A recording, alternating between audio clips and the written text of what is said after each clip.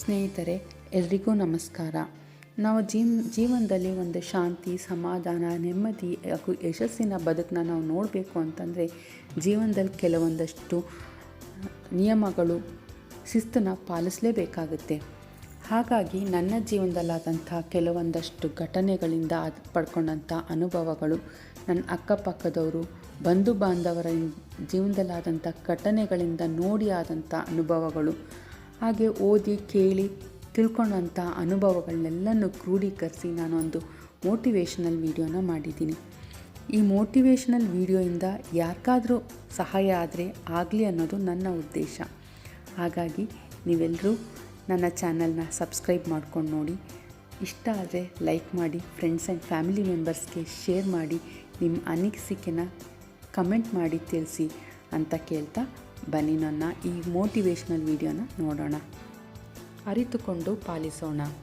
ಬೇಕಾದ ಸಂಗತಿಗಳನ್ನು ಹಿಂಬಾಲಿಸದಿದ್ದರೆ ಅವೆಂದೂ ನಮ್ಮದಾಗುವುದಿಲ್ಲ. ಮುಂದಡಿಯಿಡದಿದ್ದರೆ ನಿಂತಲ್ಲಿಯೇ ಇರುತ್ತೇವೆ.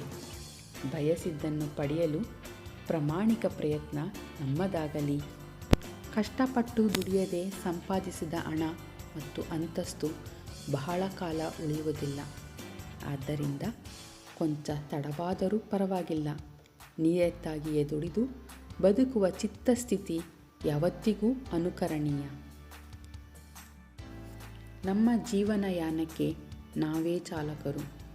ನಮ್ಮ ಸ್ಥಾನಕ್ಕೆ ಯಾರೂ ಅತಿಕ್ರಮಿಸದಂತೆ ನೋಡಿಕೊಂಡು ಅಪಘಾತರಹಿತ ಪಯಣಕ್ಕೆ ಪ್ರಯತ್ನಿಸೋಣ.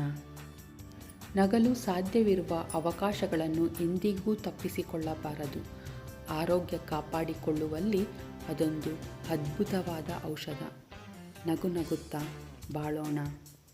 ಎದುರಿಗಿದ್ದವರು ಹೇಳುವುದನ್ನು ಕೇಳುವುದಷ್ಟೇ ಅಲ್ಲ, ಅವರು ಹೇಳದೇ ಉಳಿದಿದ್ದನ್ನು ಗ್ರಹಿಸಿ ಸಂವಹನಕ್ಕೆ ಗೌರವ ತೋರೋಣ.